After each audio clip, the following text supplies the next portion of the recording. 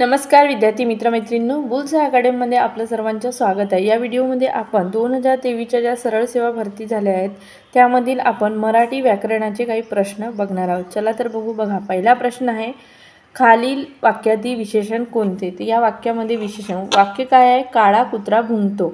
या वाक्यामध्ये काळा हे काय आहे? विशेषण आहे, म्हणून पर्याय क्रमांक 1 काळा हे काय आहे? विशेषण आहे। त्यानंतरचा प्रश्न बघूया। प्रश्न आहे, खालीलपैकी उद्गारवाचक वाक्य कोणते? उद्गारवाचक वाक्य आपल्याला उद्गारवाचक वाक्य ओळखण्यासाठी उद्गारवाचक चिन्ह हे जे चिन्ह आहे उद्गारवाचक चिन्ह आहे, त्यामुळे केवढी उंच इमारत ही हे वाक्य काय आहे? उद्गारवाचक वाक्य आहे, त्याला केवल वाक्य सुद्धा बोलले जाते। त्यानंतरचा प्रश्न बघा, कुणाचाही आधार नसलेला हा जो शब्दसमूह आहे याच्याबद्दल आपल्याला एक शब्द सांगायचा आहे। कुणाचाही आधार नसलेला या शब्दसमूहासाठी निराधार हा एक शब्द येईल। त्यानंतरचा प्रश्न बघूया। प्रश्न आहे, खालीलपैकी योग्य समूहदर्शक असलेले वाक्य निवडा। तर यामध्ये पर्याय क्रमांक 2 रानात गेलेला गुरांचा कळप दिवस मावळताना घराकडे परतत होता। या वाक्यामध्ये काय समूहदर्शक असलेले वाक्य आहे। या ठिकाणी कळप हे आहे, हे काय आहे? समूहदर्शक आहे, म्हणजे रानात गेलेल्या गुरांचा कळप दिवस मावळताना घराकडे परतत होता हे वाक्य काय आहे? समूहदर्शक आहे। त्यानंतरचा प्रश्न बघूया। प्रश्न आहे, खालील वाक्यातील सर्वनाम ओळखा। सर्वनाम आपल्याला ओळखायचे आहे। सर्वनाम, मी शाळेतून आत्ताच आलो। या वाक्यामध्ये मी हे काय आहे? सर्वनाम आहे, पर्याय 2। त्यानंतर प्रश्न बघा, आपल्याला विरुद्धार्थी शब्द ओळखायचा आहे। शब्द काय दिला आहे? अधोगती। अधोगती विरुद्ध प्रगती योग्य आहे। त्यानंतरचा प्रश्न बघा, खालीलपैकी लेखन नियमानुसार अचूक शब्द कोणता? लेखन नियमानुसार अचूक, प्रमाण लेखनानुसार किंवा लेखन नियमानुसार अचूक शब्द। तर या ठिकाणी नाविन्य शब्द दिलेला आहे, तर पर्याय क्रमांक 3 हा जो नाविन्य शब्द लिहिलेला हा योग्य आहे। त्यानंतरचा प्रश्न बघूया। प्रश्न बघा, खालीलपैकी प्रमाण लेखनानुसार अचूक शब्द कोणता आहे? तर शब्द कोणता विचारलेला? आध्यात्मिक। या ठिकाणी पर्याय क्रमांक 3 लिहिलेला जो आध्यात्मिक आहे तो योग्य आहे।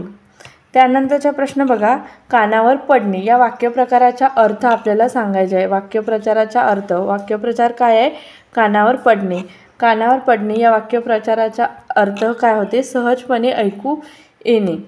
त्यानंतरचा प्रश्न बघूया। बघा, प्रश्न आहे, वैर किंवा मतभेद हा अर्थ सूचित करणारा वाक्यप्रचाराचा वापर कोणत्या वाक्यामध्ये केलेला आहे हे आपल्याला सांगायचे आहे। वैर किंवा मतभेद हा अर्थ त्यातून निघायला पाहिजे असा वाक्यप्रचार कोणत्या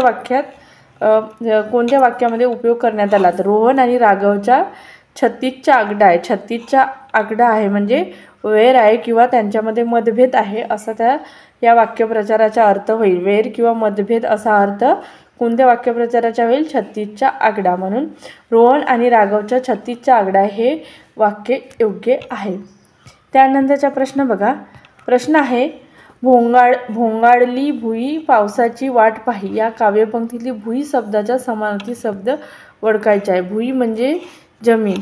भुईचा अर्थ काय होते? जमीन। भेगाडली भुई पावसाची वाट पाही हे जे काव्यपंक्ती आहे यामध्ये भुई म्हणजेच जमीन। त्यानंतरचा प्रश्न बघूया।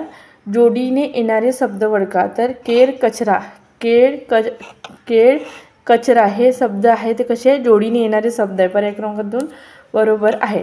पाला कचरा, पाला कचरा नाही म्हणत आपण, पाला पाचोळा असं म्हणतो। केर शुनी नाही म्हणत, केर गवत कचरा असं पण नाही म्हणत, हे चुकीचं आहे, म्हणून पर्याय क्रमांक 2 हे योग्य आहे। त्यानंतरचा प्रश्न बघा, एका हाताने टाळी वाजत नाही या म्हणीचा अर्थ ओळखा।